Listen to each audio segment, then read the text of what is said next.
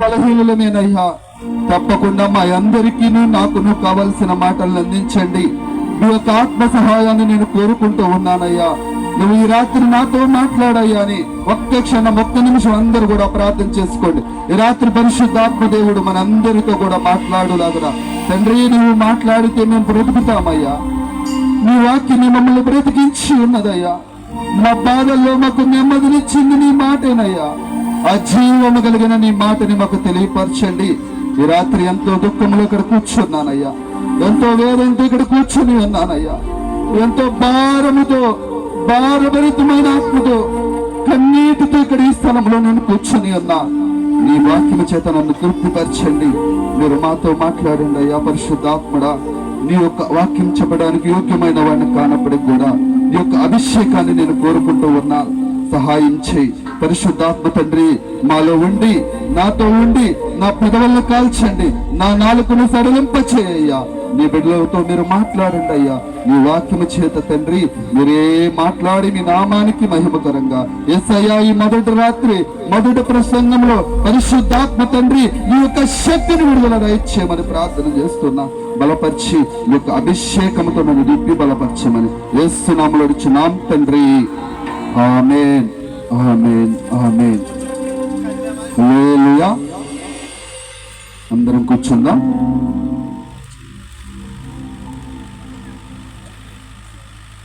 దయచేసి అందరూ కూడా మీ స్థలాల్లో మీకు కేటాయించిన సీట్లలో మీరు కూర్చోవలసిందిగా మనం చేస్తున్నా. ఎవరు కూడా అటు ఇటు తిరగొద్దు. పరిశుద్ధాత్ముడు మనతో మాట్లాడుతూ ఉండగా ఆ ఆత్మకి మనం ఎవరం కూడా ఆటంకాన్ని కలిగించకుండా అందరూ కూడా జాగ్రత్తగా ఉండాలని కోరుకుంటున్నా. చిన్నపిల్లలను కూడా జాగ్రత్తగా కూర్చోబెట్టండి. ప్రభు యొక్క మహాకృపను బట్టి ఈ యొక్క యేసు కృపా సువార్త పండుగలు ఈ యొక్క 5వ సంవత్సరంలో కూడా మీరందరూ రావడం, మీ అందరు వచ్చిన విధానాన్ని బట్టి ప్రభువుని స్తుతిస్తూ ఉన్నా. ఈ యొక్క సభలు 3 రాత్రులు కూడా అద్భుతమైన వాక్కుల్ని మీకు అందించడం జరుగుతుంది. ఈ యొక్క వాక్యాలు విని మీరందరూ కూడా బలపడాలని మేము కోరుకుంటున్నా. ఈ యొక్క సభల్లో ప్రభు మహాకార్యాలను, అద్భుతమైన కార్యాలను ఈ 3 రాత్రుల్లో ప్రతి కుటుంబంలోనూ, ఇక్కడ కూర్చున్న వారి జీవితంలోను, ఈ గ్రామంలోనూ అద్భుతాలు జరిగించునుగాక. ఆమేన్. దయచేసి ఆమేన్ అని చెప్పండి. ఆమేన్. ప్రభు మనందరినీ కూడా దీవించి ఆశీర్వదించునుగాక. ఆమేన్. ఈ సభలకు వచ్చిన మీ అందరికి కూడా వందనాలండి. దైవ సేవకులకి ప్రత్యేకంగా వందనాలు తెలియజేస్తూ ఉన్నా. ఈ యొక్క మా యొక్క ఆర్కెస్ట్రా బ్రదర్స్కి కానీ మా యొక్క బ్రదర్కి ప్రత్యేకంగా వందనాలు. ఈ యొక్క సభల్లో ఒక వాక్యాన్ని నేను కూడా కొద్ది సమయం మాట్లాడాలని దేవుని యొక్క ప్రేరేపణ బట్టి నిలబడడం జరిగింది. పరిశుద్ధాత్మ సహాయాన్ని కోరుకుంటూ చక్కగా ప్రార్థన చేసినప్పుడు ప్రభు ఇచ్చిన మాటను మీకు వివరించాలని నేను ఆశపడుతూ ఉన్నా. మీరందరూ కూడా ఆసక్తిగా ఆలకిస్తారని నేను ఆలకిస్తూ ఉన్నా. ప్రతి ఒక్క మనిషి జీవితంలో ఏమి లేదంటే, ప్రతి ఒక్కరి జీవితాల్లో మనశ్శాంతి లేదు, సంతోషం లేదు, సమాధానం లేదు. దాదాపుగా అన్నీ ఉంటేనే కానీ మనశ్శాంతి లేదండి అని చెప్పే ప్రజలు చాలామంది ఉన్నారు. మాకు అన్నీ ఉండేయండి, శాంతి లేదు, సమాధానం లేదు, సంతోషం లేదు ఇంట్లో అని చాలామంది చెప్తా ఉన్నారు. ఒక ప్రపంచ కుబేరుల్లో ఒకరైన బిల్ గేట్స్ మనందరికి కూడా తెలిసిన వ్యక్తే. తెలుసా? మనందరూ చూసావో చూడలేదా కానీ అందరూ ఆ పేరు విన్న వ్యక్తులు ఎవరమేమి ఉన్నాం, ఆ పేరు విన్న వ్యక్తులమే. ఆయన చెప్తున్నాడు, డబ్బు నాకు వద్దు అంటే వస్తుంది, శాంతి కావాలి అంటే రావట్లేదు, నాకు మనశ్శాంతి లేదు అని చెప్తున్నారండి. అంటే డబ్బు వల్ల ఏమి లేదు, మనశ్శాంతి లేదు, సంతోషం లేదు, ఏమాత్రం కూడా ఆనందం లేదు. ఈ ఆనందం, ఈ శాంతి, సమాధానాలు ఎక్కడ ఉన్నాయంటే ప్రభు అయిన యేసుక్రీస్తు దగ్గర ఉన్నాయని ఈ రాత్రి నేను తెలియచేయాలని ఆశపడుతూ ఉన్నా. ఒక వాక్యం చదువుకొని త్వరగా ముందుకు వెళ్ళడానికి ప్రయత్నం చేస్తాను. మత్తయి సువార్త 11వ అధ్యాయము 28వ వాక్యాన్ని చదువుదాం. ప్రయాసపడి భారం మోసుకొనుచున్న సమస్త జనులారా నా యొద్దకు రండి, నేను మీకు విశ్రాంతి కలగజేతును. చాలు. ప్రయాసపడి భారం మోసుకొనుచున్న సమస్త జనులారా నా యొద్దకు రండి, నేను మీకు విశ్రాంతి రెస్ట్ కలగజేయబోతున్నాను అని చెప్తున్నాడు. ఎవరికి చెప్తున్నాడంటే సమస్త జనులకు కూడా చెప్తున్నాడు. సమస్త జనులు అంటే ఎవరైతే ప్రయాసపడుతూ ఉన్నారో, ఎవరైతే బాధపడుతూ ఉన్నారో వారందరికి కూడా చెప్తున్నాడు. ఒక చోట రాయబడి ఉంది ఏమనంటే యూదుడని లేదు, గ్రీకు దేశస్థుడని లేదు, అందరిని కూడా ఏం చేస్తున్నాడు ఆయన, ఏ భేదం లేదు, అందరిని కూడా ఆహ్వానిస్తూ ఉన్నాడు. ప్రతి ఒక్కరిని కూడా పిలుస్తూ ఉన్నాడు. ఏమని పిలుస్తున్నాడు అంటే నా యొద్దకి రమ్మని పిలుస్తూ ఉన్నాడు. ఎవరైతే ప్రయాసపడుతూ భారాన్ని మేము మొయ్యలేమనుకుంటున్నారో మీ భారాన్ని తీసుకొని నా యొద్దకు రండి అని చెప్పి ప్రభు వాగ్దానం చేస్తున్నాడు. ఆయన ఇంకా చెప్పబడుతుంది ఏంటంటే నా యొద్దకు వచ్చిన వాడిని నేను ఎన్నడూ కూడా ఏం చేయను, బయటికి త్రోసివేయను అంటున్నాడండి. ఎవరైతే ఆయన యొద్దకు వస్తారో వాళ్ళు ఎన్నడూ కూడా ఏం చేయడంటే బయటికి త్రోసివేయడు. ఈయన అందరినీ కూడా పిలుస్తూ ఉన్నాడు. ఇంకా అపోస్తలుల కార్యాలు 10:36 ఉంది ఏమంటే యేసుక్రీస్తు అందరికీ ప్రభువు, అందరికీ దేవుడై ఉన్నాడు అని చెప్పబడుతుంది. అంటే ఒకరికి కాదు, ఇక్కడికి కాదు, ఒక కులానికి కాదు, ఒక మతానికి కాదు, యేసుక్రీస్తు అందరికీ కూడా ఏమై ఉన్నాను అన్నాడంటే దేవుడినై ఉన్నాను, ప్రభువునై ఉన్నాను. మీరు ఎవరైనా సరే అవ్వచ్చు, ఏమో ఎక్కడికి రావచ్చు అంటే నా దగ్గరికి రావచ్చు. మీరు ఎలాంటి వ్యక్తులైనా అవ్వచ్చు, నా దగ్గరికి రావచ్చు అని ప్రతి ఒక్కరిని కూడా ఏం చేస్తానంటే ప్రేమతో ఆహ్వానిస్తూ ఉన్నారు. మేము కూడా ఈ సభల్లో ప్రతి ఒక్కరిని కూడా ఏం చేస్తున్నామంటే ప్రేమతో ఆహ్వానిస్తూ ఉన్నాం. మీరు ఎలాంటి వారైనా అవ్వచ్చు, ఏ కులం వారైనా అవ్వచ్చు, ఏ మతం వారైనా అవ్వచ్చు, ప్రతి ఒక్కరిని కూడా ఏం చేస్తున్నామంటే ఆహ్వానిస్తూ ఉన్నాం. ఏమైనా ఆహ్వానిస్తున్నామంటే ప్రభు దగ్గరికి రండి. ఆయన దగ్గరకు వస్తే మీ ప్రయాసకి ఏముంటుందంటే ఒక విశ్రాంతి, ఒక రెస్ట్ అనేది దొరికింది. కనుక మీ యొక్క ప్రయాసం తీసుకొని ఏం చేయాలంటే మీ భారాన్ని, మీ మొయ్యలేని మీ యొక్క భారాన్ని ఆయన దగ్గరకు తీసుకొని వస్తే ఆ భారాన్ని ఏం చేస్తారంటే ఆయన మోస్తాను అని చెప్పి చెప్తూ ఉన్నాడు. యెషయా గ్రంథంలో 54:11 రాయబడి ఉంది, ప్రయాసపడి చదవండి, గాలి వాన చేత కొట్టబడి ఆదరణ లేక ఉన్నదానా నేను నీలాంజనములతో నీ కట్టడములను కట్టెదను. చాలు. నువ్వు ప్రయాసపడి ఒకవేళ గాలి వాన చేత కొట్టబడుతున్నావు, ఒకవేళ ఆదరణ లేక ఉన్నావా నా దగ్గరికి రా. గాలి వాన చేత ఎటు చూసినా ఏ ఆదరణ లేదు, ఎటు చూసినా సంతోషం అనేది లేదు, ఎటు చూసినా ఆనందం అనేది లేదు. నా ఇంట్లో ఆనందం లేదండి. కొంతమంది చెప్తా ఉంటారు ఏమనంటే ఇంట్లో ఏ ఆనందం లేదండి, మా పిల్లలు బట్టి ఆనందం లేదు, నా యొక్క భర్తను బట్టి ఆనందం లేదు, నా ఇంట్లో ఉన్న దేన్ని బట్టి కూడా ఆనందం లేదు అని చాలా మంది చెప్తా ఉంటారు. వాళ్ళందరూ కూడా చెప్పబడుతున్న మాట ఏంటంటే ఆదరణ లేని వారులారా నా దగ్గరికి రండి, నేను మిమ్మల్ని ఏం చేస్తానంటే ఆదరిస్తాను. ఒకరి తల్లి వాడిని ఆదరించినట్లుగా ఏం చేస్తాను, నేను మిమ్మల్ని ఆదరిస్తాను అని చెప్పి వాక్యం సెలవిస్తా ఉంది. తప్పకుండా మీరు ఏ గాలి వానలో ఉన్నారో, ఏ ఆదరణ లేక ఇక్కడ కూర్చొని ఉన్నారో నాకైతే తెలియదు, కానీ పరిశుద్ధాత్మ దేవుడు చెప్తున్నాడు నా దగ్గరికి రా, నీకేం చేస్తానంటే విముక్తిని, నీకు ఆదరణను కలగజేస్తాను. నమ్మిన వారందరూ కూడా ఒకసారి హల్లే చెప్పండి. హల్లెలూయా, హల్లెలూయా. మనందరికి కూడా ఆదరణ ప్రభు కలిగించును గాక. ఆమేన్.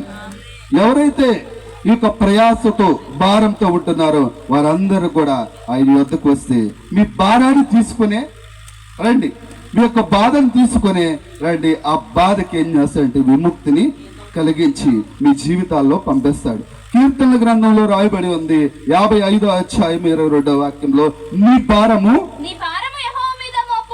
చదవండి. నీ భారాన్ని ఏం చేయాలంటే నీ ప్రయాసని, నీ భారాన్ని ఆయన మీద మోపుము. ఆయన ఏం చేస్తాడంటే నిన్ను ఆదుకుంటాడు. ఆదుకునేవాడు, ఆపత్కాలంలో నమ్ముకోదగిన సహాయకుడండి. నేను ఆరాధిస్తున్న యేసయ్య. ఈ యొక్క మాటలు చెప్పడానికే ఈ యొక్క 3 రాత్రులు కూడా ఈ సభలు ఏర్పాటు చేయడం జరిగింది. మీరు ఎలాంటి భారంతో ఉన్నా సరే ఆ భారాన్ని తీసుకొని ఇక్కడికి వస్తే, ఆయన దగ్గరకు వస్తే నిన్నేం చేస్తాడంటే ఆదుకుంటాడు. నీకేం చేస్తాడంటే సహాయం చేసి పంపిస్తాడు. ఈ రాత్రి నేను ఒక వ్యక్తిని మీకు చూపించి త్వరగా ముగించేస్తా, ఎందుకంటే దైవ సేవకులకి సమయం ఇవ్వాలి కనుక నా యొక్క టైంలో నేను త్వరగా ముగించడానికి ప్రయత్నం చేస్తాను. మనం ఎలాంటి ప్రయాసతో ఉన్నా, ఎలాంటి బాధలో ఉన్నా సరే ఎన్నో సంవత్సరాలుగా నువ్వు బాధపడుతూ ఉన్నా సరే, ఎన్నో సంవత్సరాలుగా నేను బాధపడుతూ ఉన్నాను, ఎన్నో సంవత్సరాలుగా నాకు విముక్తి అనేది లేదని ఎంతో ప్రయాసపడుతూ ఉన్నా, ఇక్కడ కూర్చొని ఉన్నా, తప్పకుండా నీ బాధకి ఏముందంటే నివారణ అనేది ఉంది. నీ బాధకి నివారణ ఇక్కడ దొరికిద్ది. దొరికే ఆ ప్రభు సన్నిధిలోకి మిమ్మల్ని కూడా ఆహ్వానిస్తూ ఉన్నా. ఒక 12 సంవత్సరాల నుంచి రక్తస్రావం కలిగిన ఒక స్త్రీ ఉంది. మార్కు సువార్తలో మనం 25వ అధ్యాయంలో చదివితే 25వ వాక్యం కాడి నుంచి చదువుదాం. చదువు. చదువు. ఆమె అనేకమైన వైద్యుల చేత ఎన్నో తిప్పలు పడి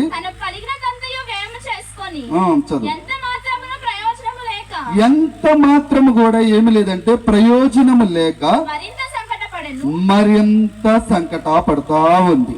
ఎన్ని సంవత్సరాల నుంచి అంటే 12 సంవత్సరాల నుంచి కూడా బాధపడతా ఉంది. బాధపడుతూ ఊరకనే కూర్చోాలా. ఏం చేసిందంటే తనకున్న డబ్బులున్నాయి, ఆ డబ్బునంతా కూడా తీసుకువెళ్ళింది. ఎవరి దగ్గర తీసుకెళ్ళింది అంటే వైద్యుల దగ్గరికి తీసుకువెళ్ళింది. ఆ ధనమంతా కూడా ఉపయోగించింది. ఏం కలగలేదంట తనకి అనేక ప్రయత్నాలు చేసింది, డబ్బుతో ప్రయత్నాలు చేసింది, అనేక విధాలుగా చాలా ప్రయత్నాలు చేసి ఏం చేయాలో తెలియక సంకట పడతా కూర్చుందండి. ఇక నాయన చనిపోవాలి, ఎందుకు నా బ్రతుకులేక ఈ యొక్క రోగం పోదు.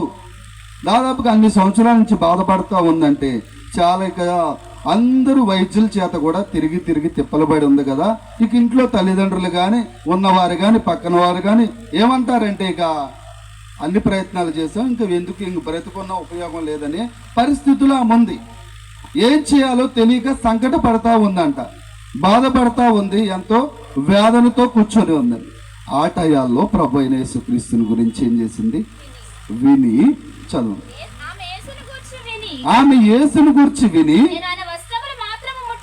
నేను ఆయన వస్త్రములు మాత్రమే ముట్టినా బాగుపడుతుననుకొని జన సమూహములో ఆయన వెనుకకు వచ్చి ఆయన వస్త్రము ముట్టెను. వెంటనే ఆమె రక్తధార కట్టిన గనుక ఆ బాధ నివారణమైనదని ఏం చేసింది గ్రహించింది. యేసు దగ్గరికి రాకముందు ఏం చేసిందంటే సంకట పడతా, ఎంతో వేదన పడతా, ఏమాత్రం కూడా సంతోషం లేకుండా ఆమె ఏం చేసిందంటే కూర్చొని ఉంది తన ఇంట్లో. ఆమెకి యేసు గురించి ఎవరో చెప్పారు. ఆ మాటలు విని ఏం చేసిందంటే విశ్వాసంతో యేసు దగ్గరికి బహు జన సమూహాలు, ఆయన ఎక్కడికి వెళితే అక్కడ బహు సమూహాలు వస్తా ఉండేవారు. వారి మధ్యలో ఏం చేసిందంటే ధైర్యంగా ఎదుటికి వెళ్ళే ధైర్యం లేక చాటుగా వెళ్ళి ఏం చేసిందంటే ఆయన వస్త్రపు చెంగుని ఏం చేసింది తాకితే అద్భుతమైన ఆశ్చర్యమైన కార్యం జరిగింది. ఎన్నో సంవత్సరాలుగా తిప్పలు పడతా ఉంది, బాధపడతా ఉంది, ప్రయాస పడతా ఉంది, వేదన పడతా ఉంది. ఆ వేదన ఆయన ప్రభు దగ్గరికి ఎప్పుడైతే వచ్చిందో, ఆయన గూర్చి విని ఆయన దగ్గరికి ఎప్పుడైతే వచ్చిందో అప్పుడు వెంటనే ఏం కలిగింది నివారణ కలిగిందండి. ఈ రాత్రి ఈ యొక్క మాటలు వింటున్న నీ జీవితంలో కూడా ఎన్నో సంవత్సరాలుగా నా కుటుంబంలోనండి నా భర్త మారతలేదు, నా పిల్లల వల్ల నాకు సంతోషం లేదు, నేను ఎంతో వేదన పడుతూ ఇక్కడ ఉన్నానండి, నాకు కూడా నివారణ వస్తుందంటే తప్పకుండా నా ప్రభువు నువ్వు విశ్వసించితే తప్పకుండా ఏం చేస్తాడంటే ఇట్లాంటి అద్భుతమైన కార్యాన్ని ఏం చేస్తాడు జరిగించి మీ పక్షంగా నూతనమైన కార్యాన్ని జరిగిస్తారు. మనం విశ్వాసంతో మీరు తప్పకుండా ఆయన నమ్మితే ఆయన యొద్దకు వస్తే ఎన్నో సంవత్సరాలుగా ఉన్న ఆ యొక్క బాధకి ఏమైంది నివారణ కలిగింది. ఆయన దగ్గరకు వస్తే, ప్రభు దగ్గరకు వస్తే మీరు ఎన్నడూ కూడా ఏం చేయడంటే ఆయన విడిచిపెట్టేవాడు కాదు. మీ భారాన్ని తీసుకొని రమ్మని ఆహ్వానిస్తూ ఉన్నాడు. నువ్వు ఏ భారాన్నితో ఉన్నా సరే, ఎలాంటి భారంలో ఉన్నా సరే, అది రోగమైన ఈ రోగ భారం నుంచి మీకు ఏం కలిగిందంటే ఒక విముక్తి అనేది కలిగింది. ఇంకా మనకి అనేకమైన భారాలు ఉన్నాయండి. ప్రతి ఒక్కరికి ఇక్కడ కూర్చున్న వాళ్ళు చెప్తున్న నాతో సహా ఏముందంటే ఏదో ఒక భారంతోనే ఏదో ఒక బాధలోనే ఇక్కడ కూర్చొని ఉన్నాం. ఎవరు ఏమి లేదంటే సంతోషంగా ఏమి కూర్చోలేం. ఆ ప్రతి బాధకి ప్రతి దానికి కూడా నివారణ అనేది ప్రభు అయిన యేసుక్రీస్తు దగ్గర దొరికింది. ఒక కుటుంబం మాకు, నేను అప్పుడప్పుడు వెళ్తూ ఉంటాను, వాళ్ళు ఎంతగానో ఏం చేస్తారంటే ప్రయాసపడతా ఉంటారు, చాలా కష్టపడతా ఉంటారు. కానీ ఏముండదంటే అందరూ కష్టపడతారు. ఇంట్లో వాళ్ళందరూ కూడా ఏం చేస్తారు, వాళ్ళు పని చేయని వాళ్ళు ఎవరు కూడా ఉండరు, అందరూ పని చేస్తారు. కానీ ఏముండదంటే లాస్ట్కి ఏముండదంటే నెల చివరికి వచ్చేప్పటికి చాలా ఇబ్బంది పడతా ఉంటారు. కారణం ఏంటంటే వాళ్ళకి చాలాసార్లు చెప్తా ఉంటారు, ఏమనంటే మీరు ప్రభు దగ్గరికి రండి, మీ ప్రయాసని మీరు ఎంతో కష్టపడతా ఉంటారు, మీ కష్టం మంచిదే, కష్టపడాలి. ఆ కష్టాన్ని దేవుడు ఆశీర్వదించి మీ కష్టం నిలవాలంటే ఏం చేయాలంటే దేవుని దగ్గరికి రండి. మీ కష్టం ఏం చేస్తుందంటే ఫలిస్తూ ఉంటుంది. మీ కష్టం, మీరు చేస్తున్న పని ఆశీర్వాదకరంగా మార్చబడింది. అందరూ కష్టపడతారు, చాలా బాధపడుతున్నారు, కనీసం తినడానికి కూడా ఏం చేస్తారంటే బాధపడతా ఉంటారు. కారణం ఏంటంటే అది ఎక్కడికో వెళ్ళిపోతుంది. వాళ్ళు ఏం చేయలేకపోతున్నారంటే వారి కుటుంబం అనుభవించలేకపోతున్నారు. కారణం ఏంటంటే వారి ప్రయాస అంతా కూడా ఏమవుతుందంటే ఇంట్లో ఉండవలసిన ఆ ప్రయాస, ఇంట్లో వారు తినవలసిన ప్రయాస ఎక్కడికో పోవడానికి కారణం ఏంటంటే వారు పాపం అనేది ఆ ఇంట్లో ఏలుబడి చేస్తూ ఉంది. శాపం అనేది ఆ ఇంట్లో ఏలుబడి చేస్తూ ఉంది. అందరు కష్టపడుతున్నా అలా ఉండడానికి కారణం ఏంటంటే నేను బాగా గ్రహించాను ఏంటంటే అది ఒక శాపంగా అనుకున్న. ఆ శాపం పోవాలంటే తప్పకుండా ఏం చేయాలంటే దేవుని దగ్గరికి రండి. మీ శాపాన్ని, మీ పాపాన్ని ప్రభు, మీ భారం అంతా, ఆ శాపం అంతా కూడా ఏం చేశాడంటే ఆయన మీద వేసుకున్నాడు. ఆయన మీద వేసుకొని ఏం చేశాడంటే మన ప్రతి భారాన్ని కూడా ఏం చేశాడంటే ఆయన సిలువలో సహించాడు. సిలువలో ఏం చేశాడంటే నీ కోసం నా కోసం ఏం చేశాడంటే ప్రాణత్యాగాన్ని చేశాడు. ఆ ప్రాణత్యాగం చేసిన యేసయ్య పిలుస్తూ ఉన్నాడు, ఏమనంటే నా దగ్గరికి రండి, మీ భారాన్ని నేను తొలగిస్తాను, మీకున్న ప్రయాసం నేను తొలగిస్తాను. వ్యభిచారంతో ఉన్నా, ఒకవేళ త్రాగుబోతుతనంలో ఉన్నా, ఆ పరిస్థితుల్లో పాపంలో ఉన్నాను, ఇంకా నన్ను కూడా క్షమిస్తాడా, నన్ను కూడా చేర్చుకుంటాడా అంటే తప్పకుండా అందరినీ చేర్చుకున్నాడండి. క్షమించాడు, చేర్చుకుని తన హక్కుని చేర్చుకుని ఏం చేశాడంటే వాళ్ళ మరలా నూతనమైన వ్యక్తులుగా మార్చాడు. ఒక జక్కయ్య అనే ఒక వ్యక్తి ఉన్నాడు. అతను అందరి దగ్గర ఏం చేసేవాడంటే పన్నులు వసూలు చేస్తూ ఉండేవాడు. అతన్ని చూసినప్పుడు అందరూ కూడా ఏమనుకునేవాళ్ళు అంటే పాపి అయిన మనుషుడు అనుకునేవాళ్ళు. అతనికి ఏం పేరు పెట్టారంటే పాపి అయిన మనుషుడు. ఇతను పాపి అయిన ప్రభు అయిన యేసుక్రీస్తు వారు ఏం చేస్తున్నారంటే ఆయన దగ్గరికి వెళ్ళి ఆ ఇంట్లోకి వెళ్తుంటే ఏమంటున్నారు, పాపి అయిన ఆయన దగ్గరికి ఏం చేస్తున్నారు వీళ్ళు, అందరూ ముద్ర వేశారు. కానీ ఆయన్ని కూడా ఏం చేశారు, ప్రభు ప్రేమతో ఆ ఇంట్లోకి కూడా వెళ్ళి ఆ యొక్క జీవితాన్ని ఏం చేశాడంటే మార్చాడు. మారడానికి కారణం ఏంటంటే ప్రతి ఒక్కరి పాపాన్ని కూడా ఏం చేశాడంటే తండ్రి అయిన దేవుడు కుమారుడైన ప్రభు అయిన యేసుక్రీస్తు వారి మీద ఏం చేశాడంటే ఆయన మోపాడు. యెషయా గ్రంథంలోకి మనం వెళ్తే 53వ అధ్యాయంలో 4-5 వచనాలు చదువుదాం.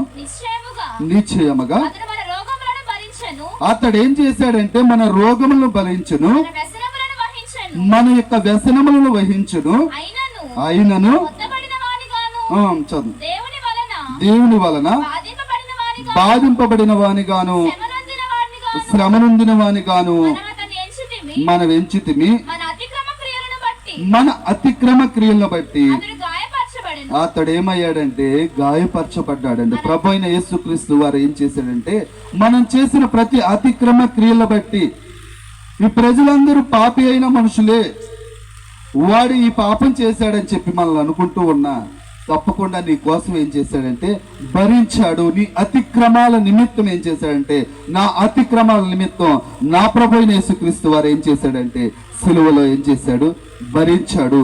కొరడా దెబ్బలు తిన్నాడు. నోటు ఉమ్మి వేసినా సరే ఏం చేయలేదంటే పెదవిప్పి మాట్లాడలేదు. కారణం ఏంటంటే మన అతిక్రమ క్రియలను బట్టి ఆయన ఏం చేశాడు, గాయపరచబడ్డాడు, నలగొట్టబడ్డాడు.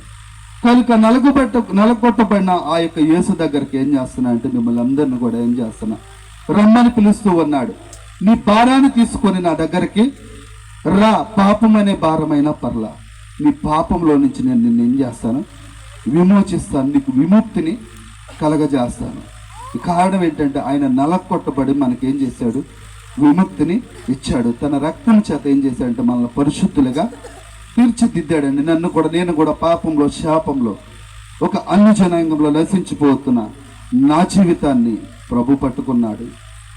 నన్నేం చేశాడంటే ఆయన నా యొక్క పాపం నిమిత్తం, నా శాపం నిమిత్తం ఆయన నలగొట్టబడి ఆయన నాకు ఏం చేశాడంటే గొప్ప రక్షణ అనేది ఇచ్చాడు. నేను చేస్తున్న జాబులో కానీ, నేను వెళ్తున్న ప్రాంతంలో కానీ నన్ను ప్రత్యేకంగా చూడడానికి కారణం ఏంటంటే, నన్ను చూసినప్పుడల్లా కొంతమంది అంటారు నీతిమంతుడు వస్తున్నాడు, లేకపోతే ఇంకా ఏళనగా మాట్లాడుతూ ఉంటారు. కారణం ఏంటంటే ప్రభు మనకి ఆ బిరుదు ఇచ్చాడు. నిజంగా మనం నీతిమంతులు కాదు. ఇంకొక మాట అంటారు, ఏమంటే దేవుడి బిడ్డ వస్తున్నాడు అంటారు.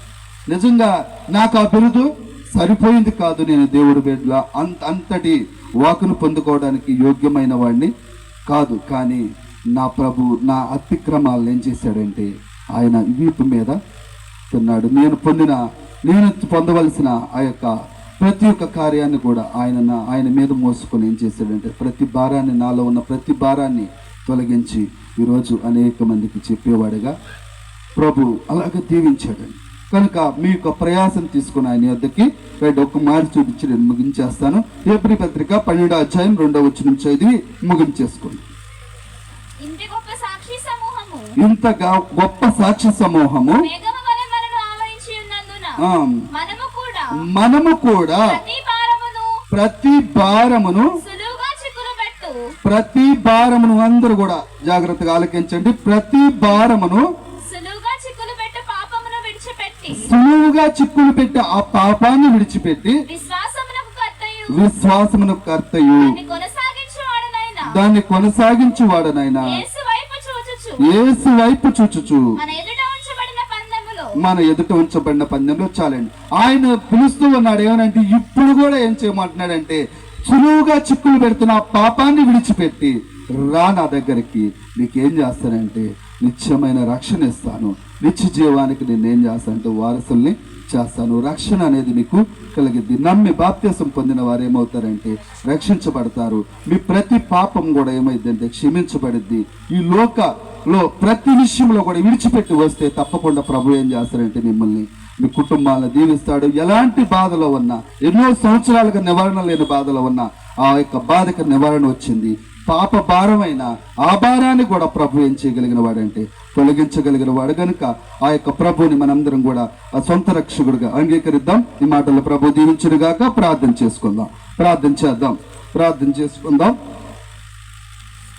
మన మధ్యలో ఉన్న కొండపోలూరు ప్రాంతంలో పరిచర్య చేస్తున్న సహోదరులు పాస్టర్ ప్రసాద్ అన్నయ్య గారు వచ్చి ప్రార్థన చేస్తారు. అందరూ కూడా రాత్రి విన్న యొక్క మాటలు బట్టి ఒక నిమిషం యేసయ్యా నేను కూడా విడిచిపెడతానయ్యా, సులువుగా చిక్కులు పెడుతున్న పాపాన్ని విడిచిపెడతానయ్యా అని చెప్పి మీ యొక్క హృదయపూర్వకంగా ప్రార్థన చేసుకుందాం.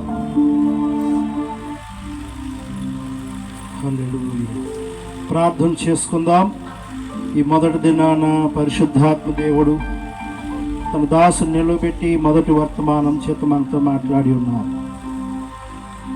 దేవుని బిడ్డ, ఈ ఆత్మీయ జీవితంలో ఎన్నో ప్రయాసాలు, ఎన్నో దుఃఖకరమైన పరిస్థితులు నిన్ను వెన్నంటి అనేకమైన సమస్యలు నిన్ను కొట్టినెట్టుతున్నప్పుడు దేవుడు నీకు చక్కని శుభవార్త అందిస్తున్నాడు. ప్రయాసపడి భారం వస్తున్న సమస్తమైన జనులారా నా యొద్దకు రండి, నేను మీకు విశ్రాంతినిస్తానని చెప్తున్నాడు. ఈ సత్యము తెలుసుకోక అనేకులు వారి జీవితాన్ని భ్రష్టపరుచుకుంటున్నారు. అనేకులు ఈ యాత్రను ముగించుకుంటూ ఉంటున్నారు. ఒకవేళ ఈ స్థలంలో నిలిచిన నీలో ఎవరైనా ఆ ప్రయాసం తాళలేక ఈ జీవితం ఎందుకు అనుకుంటున్నావేమో, నీ కొరకు ఈ సభలు దేవుడి దినాన నీతో నాతో మాట్లాడి ఉన్నారు. దేవా, నాతో మాట్లాడినందుకు వందనాలు. నీ పాదాల సన్నిధికి వస్తున్నాను. ఆ రక్తస్రావ రోగిని నువ్వు స్వస్థపరిచినట్లు నా జీవితాన్ని కూడా దర్శించునైనా బలపరచునైనా అని దేవుని యొక్క సహాయాన్ని అర్థించుదాం. దేవుని దీవెనలు పొందుకుందాం. స్తోత్రములు. పరిశుద్ధుడా, ప్రేమగల తండ్రి, మీ ఘననామమునకు వందనాలు, స్తోత్రాలు నాయన. అవును తండ్రి, అయా ఈ లోకంలో అనేకమైన సమస్యలు, అనేకమైన శోధనలు మమ్మల్ని వెన్నంటున్నాయి నాయన. ఈ యాత్రలో ఈ ఆత్మీయ జీవితం మేము కొనసాగించలేని పరిస్థితులు ఎదురవుతూ ఉన్నాయి నాయన. కృపచూపు, కనికరించు నాయన. అయా నీ సన్నిధిలో ఉన్నాం. ఈ దాసు నిలబెట్టి విలువైన మాటలు మాకు నేర్పించినందుకు వందనాలు, స్తోత్రాలు. దేవా, నీ పాదాలు పట్టుబడి మాకు నేర్పించండి. అది ఎట్టి పరిస్థితి అయినను సరే నాయనా, నీవే మాకు అయ్యా మరి ఆధారమని, నీవే మాకు కేడుమని మేము భావించి అయ్యా నీ పైన ఆధారపడడం మాకు నేర్పించు. పరిశుద్ధాత్మ దేవా, మీకు వందనాలు. ఇప్పుడు వరకు నీ దాసు నిలబెట్టి మాట్లాడిన విధానాన్ని బట్టి వందనాలు అయ్యా. ప్రతి స్థలంలోనికి వచ్చి నీవు నీ బిడ్డల్ని దీవిస్తాను, ఆశీర్వదిస్తానని అయ్యా సెలవిచ్చావు. ఆ క్రమంలోని వారి కుటుంబాలకు చేరండి, వారి హృదయాల్లోనికి మీరు నిలిచి వారిని దర్శించమని, ధైర్యపరచమని, నా దేవుడు నాతో ఉన్నాడు, నాకు భయమేలని ఒక ధైర్యం వారిలో పుట్టించమని కోరుతున్నాం. మీకు వందనాలు, స్తోత్రాలు. ఈ మాటలకు నీరు కట్టి ఫలింపచేయండి. ప్రతి ఒక్క హృదయంలోనూ వాటిని భద్రపరచమని అయా వాక్య నెరవేర్పులను తీసుకురమ్మని కోరుతున్నాం. అలాగే అయ్యా మరి రెండో వర్తమానం నీ సేవకు నిలబడి మాట్లాడుచుండగా మా అందరితోనూ మాట్లాడండి. సూటిగా, తేటగా, బాహాటంగా మీరు మాట్లాడి మీ ఆత్మకార్యము మా హృదయాల్లో జరిగించి మమ్మల్ని అందరినీ బలపరిచి మీరు మాత్రమే మహిమ పొందమని యేసయ్య పరిశుద్ధ నామమున అడుగుచున్నాను తండ్రి. ఆమేన్.